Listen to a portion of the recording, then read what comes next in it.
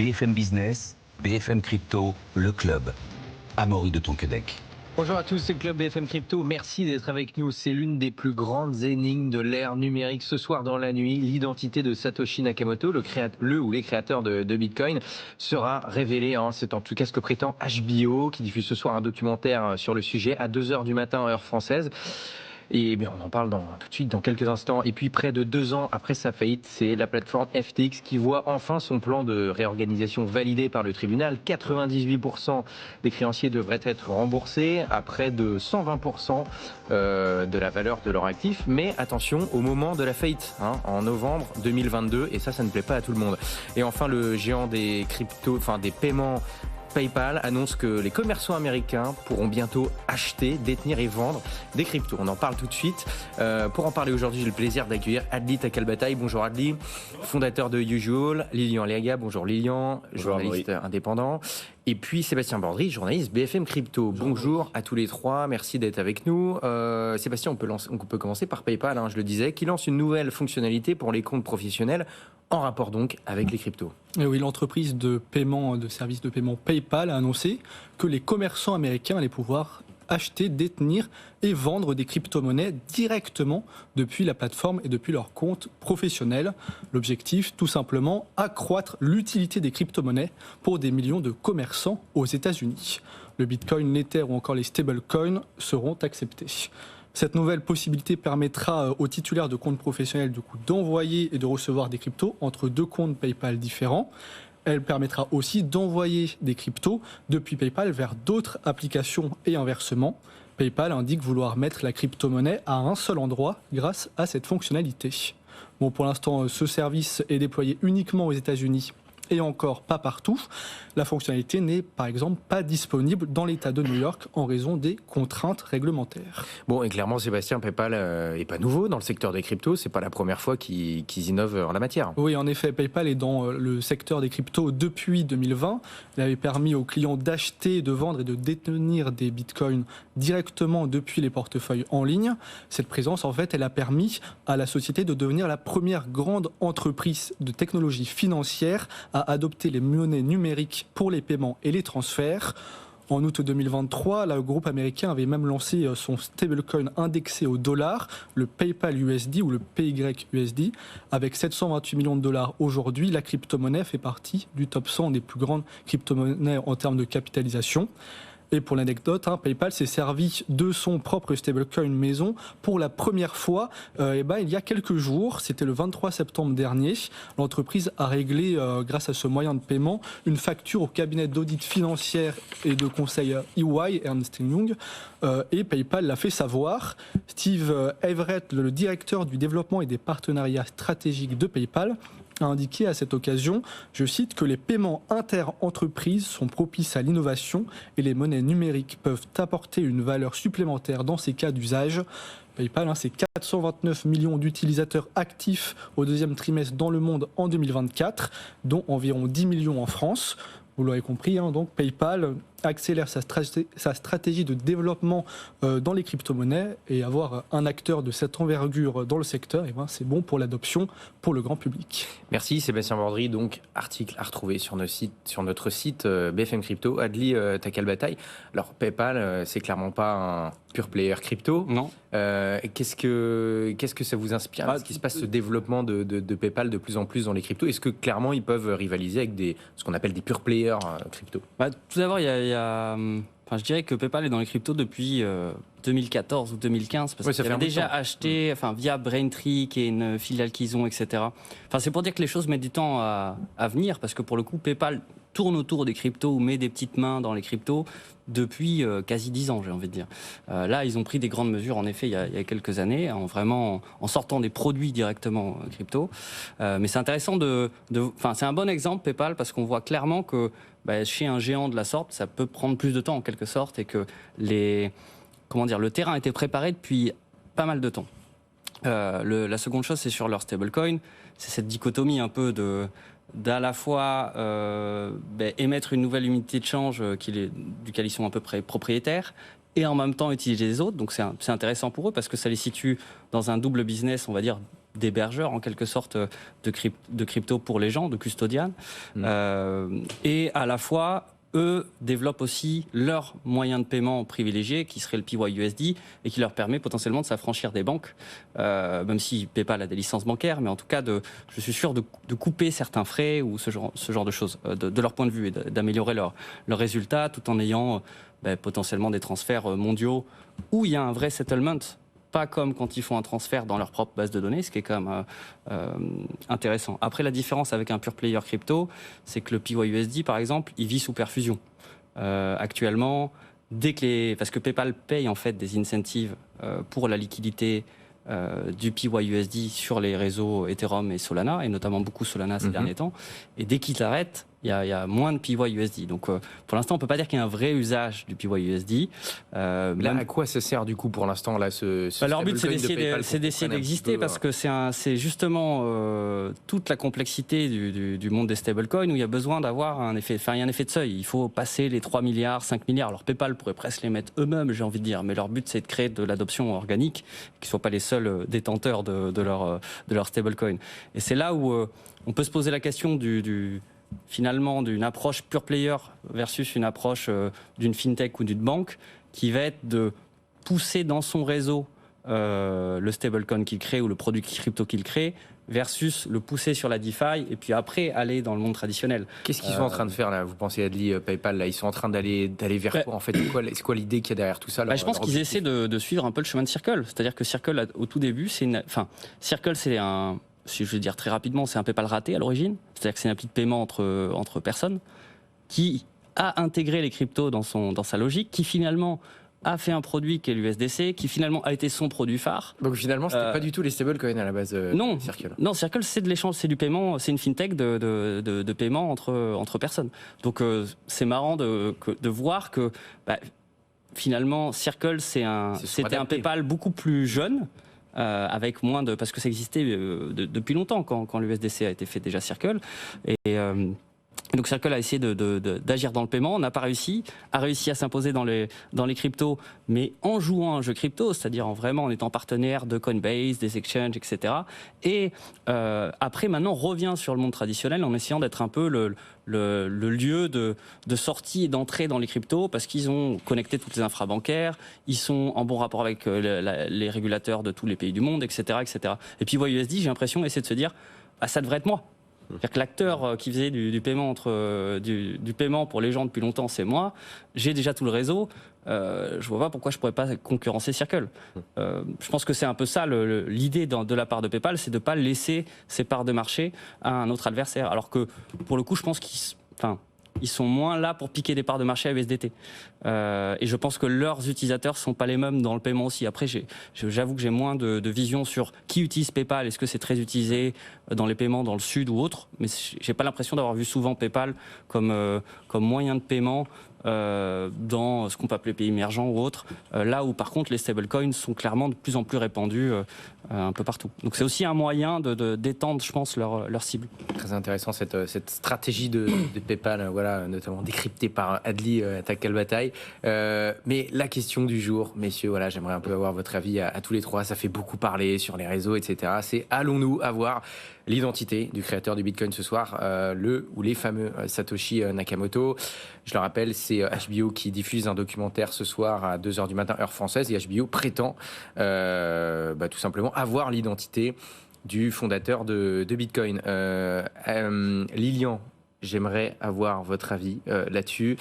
Il faut savoir qu'en ce moment même, il y a des paris en ligne qui sont faits sur l'identité de la personne qui pourrait être révélée tout simplement ce soir. Là, on en est où? Quelle personnalité ressort le plus? Effectivement, Amaury. Alors déjà, c'est très intéressant à suivre par le prisme de Polymarket, une plateforme dont on a déjà parlé ensemble sur ce plateau. C'est une plateforme de marché prédictif qui vous permet en fait tout simplement d'aller parier sur des événements de la vie de tous les jours, des événements sportifs bien sûr, événements politiques, les élections américaines, le résultat des élections américaines, il y a beaucoup de personnes qui parient sur Polymarket là-dessus. Et puis, très récemment, depuis l'annonce de la sortie de ce documentaire, on peut parier sur qui sera l'individu qui sera nommé comme étant Satoshi Nakamoto par ce documentaire de HBO. Et c'est particulièrement intéressant à suivre parce que très rapidement, dans les premières heures de la création de ce pari, on a eu vraiment une personnalité qui a fait la course en tête, c'était Lensa Saman avec plus de 70% des votes des parieurs. Donc Lensa Saman étant, et bon, de toute manière ça va être à peu près la même description pour tous les profils, un cryptographe, un cypherpunk, voilà, d'ailleurs qui est décédé à peu près, je crois en 2011 si je ne dis pas de bêtises, quelques mois après la disparition officielle de Satoshi Nakamoto. Il s'est suicidé d'ailleurs en 2011. Effectivement. 2 mois avant la disparition officielle entre guillemets de Satoshi Nakamoto. Dans ces eaux-là, effectivement.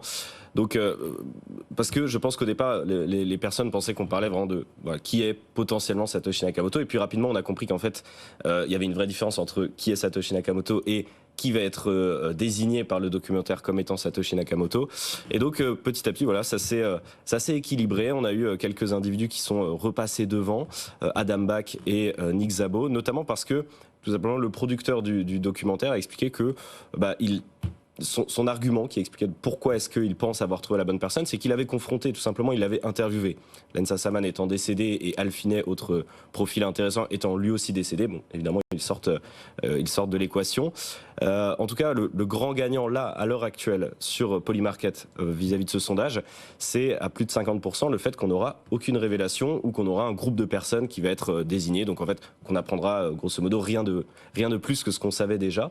Mais en tout cas, voilà, ça a fait beaucoup parler sur les réseaux sociaux, ça a beaucoup inquiété, et à juste titre, on pourra potentiellement parler avec Adli de l'impact que pourrait avoir une telle révélation, évidemment, sur les marchés, et puis même de manière générale pour Bitcoin, mais voilà, ça fait beaucoup parler. Clairement, et honnêtement, là, tous les trois autour de là, est-ce que vous pensez franchement qu'il y a une chance que HBO, tout simplement, ait des infos supplémentaires, des vraies preuves tangibles de qui pourrait être Satoshi Nakamoto Alors, il y a plusieurs choses. C'est que, premièrement, le marché aurait réagi, je pense. C'est-à-dire que on sait que le documentaire là n'est pas sorti, donc oui, mais le marché a tendance à anticiper, à pricer, comme on dit, ce genre d'annonce-là. On sait l'impact que pourrait avoir la révélation de l'identité de Satoshi Nakamoto. On parle de quelqu'un qui a plus d'1 million de bitcoins sur ses différents portefeuilles. Enfin, bon, le plus gros détenteur de bitcoin actuellement, s'il venait à revoir le jour aujourd'hui, ce serait quand même assez impactant. Et donc, il y aurait beaucoup d'investisseurs qui seraient sortis de leur position quand ils ont vendu leur bitcoin en attendant de voir dans quelle direction ça va. On n'a pas eu de mouvement de marché particulier, donc ça c'est le premier point. Deuxième point, dans ce qui était expliqué par le producteur du documentaire lorsqu'il a été interviewé chez CNN, c'est que ça n'est pas vraiment ce qui a été dit par la personne qui l'a interviewé, mais c'est plutôt sa manière de réagir aux questions. Donc pour moi, c'est vraiment une interprétation de la part du réalisateur qui lui permet de conclure que telle personne sera Satoshi Nakamoto. Il n'y a pas d'éléments factuels. Et puis, si vous voulez des éléments factuels, il suffit de signer une transaction avec le wallet de Satoshi et puis on aura la certitude que c'est lui. Donc, pour toutes ces raisons-là, d'abord, voilà, je ne pense pas qu'il y aura de vraies révélations nouvelles.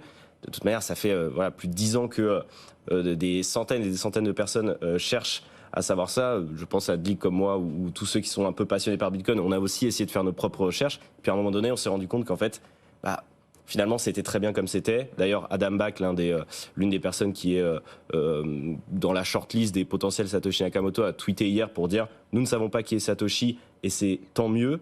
Et je suis tout à fait d'accord avec lui. En fait, il a dit en tout cas que c'était pas lui. Voilà. Il a dit que c'était pas lui, mais il a dit « On ne sait pas qui c'est et c'est très bien comme ça ». Et je suis assez d'accord avec lui. Je veux dire, Bitcoin, c'est une création qui répond à plein de problèmes. On va pas revenir là-dessus, mais le fait que il n'y ait pas d'individu à sa tête, le fait que Satoshi Nakamoto soit inconnu, qu'il n'existe plus aujourd'hui, qu'on ne sache pas qui c'est, qu'il soit pseudonyme, enfin anonyme même complètement, ça renforce cette thèse de Bitcoin et au fond, je pense qu'il y a beaucoup de personnes qui n'ont pas envie que l'identité de Satoshi soit révélée parce que justement ça fait partie de la thèse de Bitcoin. Ce serait clairement un choc. Adli, à quelle bataille vous voulez réagir à ça? Non, après ça fait... Cette potentielle révélation ce soir à 2h du matin. Il y a longtemps qu'il y a eu Enfin, c'est pas la première fois que des gens disent on a trouvé Satoshi, déjà. Après, là, bon, c'est HBO, c'est un excellent... Enfin, je pense qu'ils ont réussi leur coup de com', en tout cas, c'est sûr et certain. Oui. Bon, il y a ce que dit le réalisateur, il y a ce qu'on voit quand on regarde le teaser aussi. Moi, quand je vois le teaser, j'ai vraiment l'impression qu'ils vont nous faire un coup à la « on est tous Satoshi » entre guillemets. Voilà. Vous pensez, on a interviewé tous les cypherpunks qui ont créé Bitcoin, et ben c'est eux à la Satoshi. fin, on va peut-être voir la tête de Jean-Marc Daniel. Mais c'est exactement l'image que vous avez derrière vous d'ailleurs. Voilà, ça se trouve. On est tous Satoshi. Et bon, c'est une possibilité, mais tout en... Comment dire ? c'est une hypothèse forte aussi que ce soit une co-création. C'est pas forcément déconnant non plus. Et d'ailleurs, par exemple, Quizquater, qui est une des personnes, Jean-Jacques Quizquater, qui est un chercheur belge, un cryptographe, qui est cité à plusieurs reprises pour un de ses papiers dans le papier dans le white paper, par exemple, a toujours été pour la thèse d'éco-cerveau, donc que ce soit pas une seule personne. Et bon, il est assez mystérieux toujours, etc. Donc moi, je pense que clairement, je suis d'accord avec Polymarket. Pour moi, s'il y en a un, c'est Nick Szabo. J'ai toujours été plutôt de ce camp-là. Ah d'accord, vous y êtes là. Donc, pour vous, si vous deviez en choisir un, s'il y en a un, ce serait Nick Szabo. Ouais, d'accord. C'est que le troisième dans la liste. Il est à 10%, il est crédité de 10%. Devant, c'est Len Sussman avec 13%, qui est le premier là actuellement, et Adam Back avec 12%. J'ai regardé un petit peu ce matin, et je crois que ça s'était encore rééquilibré. Ça change tout le temps. Nick Szabo était passé devant avec Adam Back. Attention sur les paris. Nick Szabo, et par contre, c'est vrai que le message le plus important, c'est que heureusement qu'il est anonyme, et espérons qu'il reste anonyme. C'est une des forces de Bitcoin, clairement, depuis le début. Ça fait partie de sa mythologie, et pas pour rien. C'est-à-dire que c'est pas uniquement pour le côté folklorique. C'est-à-dire que déjà, ça rendrait obsolète mon livre, qui s'appelle La monnaie céphale. Voilà. S'il vous plaît, attendez. Sortez pas tout de suite le nom. Non, mais dans le sens où, oui, ce qui fait le cœur de Bitcoin, c'est que c'est acéphale. C'est qu'il n'y a pas de tête. Il y a vraiment pas de tête c'est ce qui depuis le début. Crypto, clairement. Et il n'y a pas eu de péché d'hubris de la part du créateur. Il est parti. Ça a été très malin de partir, parce que ça aurait été très dur, je pense, de réussir à rester caché pendant des années et des années. C'est aussi la raison sûrement de ce départ, en se disant ça commence à y avoir trop de bruit. Donc finalement, ça va être compliqué de rester anonyme trop longtemps. Et on voit que c'est quelqu'un de très prudent, etc. Donc ouais, moi j'ai tendance à pas croire qu'ils l'ont trouvé. Après qu'il y a un super documentaire qui montre que Nick Szabo est probablement le Satoshi, parce que toutes les analyses linguistiques, elles convergent à dire que c'est Nick Szabo, qu'il y a ça c'est très facile, mais Nick Szabo, Satoshi Nakamoto, SNNS, enfin il y a plein de détails qui peuvent être rigolos pour trouver Nick Szabo, mais est-ce que ils ont trouvé le Satoshi, ça va. Bon, on en parle évidemment comme ça, attention, c'est des hypothèses qu'on fait, faut prendre ça un peu au second degré, mais vous pensez autour de la table que là où les personnes sont encore de ce monde, sont encore vivantes? Alors, à titre personnel, moi, je partage pas l'avis d'Adli, mais encore une fois, là, pour le coup, ce sont des convergences ou des divergences qui sont purement spéculatives, et c'est amusant, et c'est en fonction de chacun c'est un petit peu comment est-ce qu'on imagine la personne derrière ou les personnes derrière Satoshi. À titre personnel, je suis plutôt emballé par la théorie de Len Sussman. D'ailleurs, il y a une excellente vidéo qui a été faite par mon ancien confrère de chez Cryptost, Valentin Demey, qui est toujours sur la chaîne YouTube de Cryptost. Je vous invite à regarder, elle est assez intéressante. Salut. Ouais. Moi, je suis assez porté sur cette théorie-là, et pour moi, et c'est ce que tu disais Adli, je pense que la pression aurait été beaucoup trop importante à tenir pour quelqu'un en vie, où il aurait été retrouvé d'une certaine manière, et je pense qu'il est simplement décédé dans les quelques mois ou quelques années qui ont suivi son retrait du projet, et peut-être même que son retrait du projet était justifié par ses problèmes personnels. Donc voilà, je pense pas qu'il soit encore en vie, mais voilà, ça c'est qu'un avis personnel. En tout cas, j'avais posé la question un peu au second degré à Eric Larchevêque, qui disait un peu la même chose. Il disait, moi je pense que pour un humain, ça aurait été trop compliqué de tenir toute cette pression-là, et surtout d'avoir une somme d'argent aussi énorme. Il pensait que quelqu'un d'humain, enfin en tout cas c'est son avis, allait quand même craquer entre guillemets à partir d'un moment ou un autre, en tout cas c'était sa thèse, que la personne était plus de ce monde. Adli, vous avez pas l'air. Non, mais c'est dans le sens où je pense que la somme d'argent, je pense que s'il existe, Satoshi dans tous les cas est très très riche. Même s'il n'est pas riche de ses bitcoins, de ses 1 million de bitcoins, mais je pense qu'il est malgré tout très très riche. Malgré ça, c'est vrai. Oui, je pense qu'il n'a pas besoin de subsistance. Il a été dans les cryptos depuis le début. Il y a sûrement des bitcoins qu'on a manqué, qui sont les bitcoins de Satoshi. C'est quelqu'un d'assez malin, donc il a pu quand même brouiller les pistes aussi. Peut-être qu'il ou elle n'avait pas prévu. Il s'en fiche complètement. Mais en tout cas, il n'y a aucun des cypherpunks des débuts, on va dire, qui sont pauvres de nos jours. Enfin, ils voyagent, ils font des conférences partout dans le monde. Je pense que la vie va pour eux. Bien. Non, mais ce que je veux dire, c'est que je pense pas que c'est plus, à la rigueur, c'est plus l'hubris pour moi. C'est s'il y avait un Satoshi, je serais vraiment étonné que il souhaite que ce soit révélé sur HBO. Ça me paraît être quand même très très gala en quelque sorte comme révélation, quoi, par rapport à la personnalité un peu de Satoshi. Vous y croyez pas, quelqu'un qui va voir HBO qui t'attendait, c'est moi, je vais faire. Voilà, enfin, et surtout de laisser jusqu'à la date. Justement, il n'a pas besoin d'argent, donc il n'a pas besoin d'être corrompu par de l'argent. Il n'a pas besoin de célébrité parce que il l'a déjà plus ou moins, si c'est Nixabo ou autre. Ouais. Donc en termes d'incentive, j'arrive pas à comprendre pourquoi il laisserait une révélation dans un documentaire sur HBO plutôt que, enfin, s'il a été démasqué, plutôt que faire une lettre ou quelque chose avant. C'est ça aussi qui m'étonnerait énormément de la part de Satoshi. Et la dernière chose sur le fait que c'est peut-être Len Salman aussi ou autre, c'est je préférais qu'il soit mort en tout cas, ça c'est sûr et certain. Il vaut mieux que s'il y a un Satoshi ou s'il y a plusieurs Satoshi, en tout cas s'ils sont morts c'est mieux parce que ils n'auront pas de voix au chapitre. Et donc Bitcoin resterait acéphale en quelque sorte et orphelin par rapport à si on est face à une personne.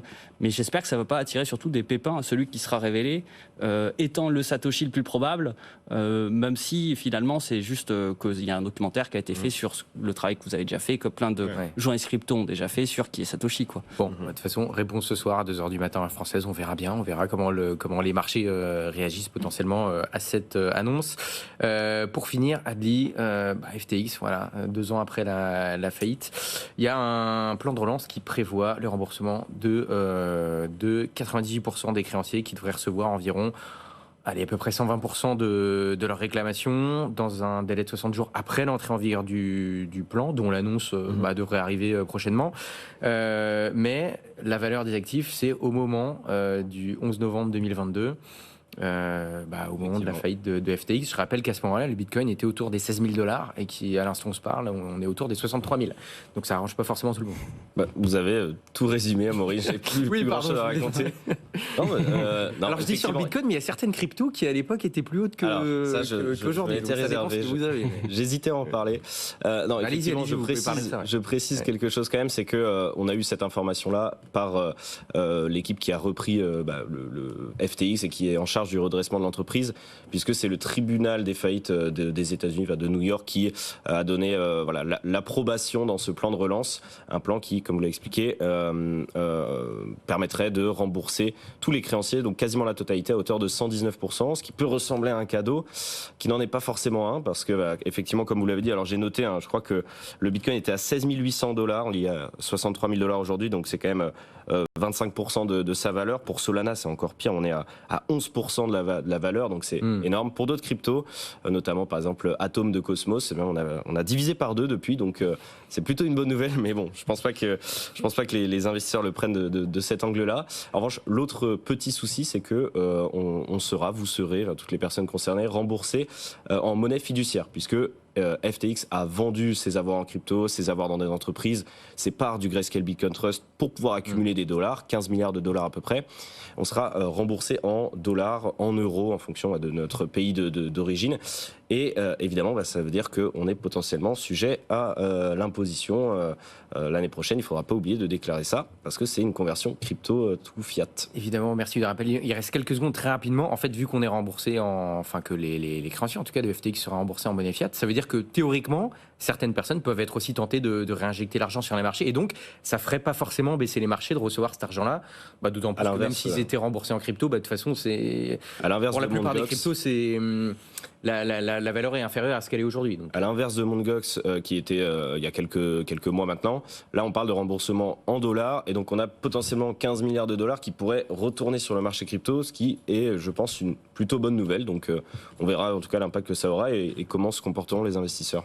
Bon, on suivra tout ça. Merci beaucoup Lilian Liaga, journaliste indépendant, Adli Takalbatay, cofondateur de Usual, et Sébastien Bordry, journaliste BFM Crypto. D'ailleurs, si vous n'êtes pas inscrit à la newsletter de BFM Crypto, allez-y. C'est tous les lundis à 18h. Merci de nous avoir suivis. Rendez-vous demain 15h.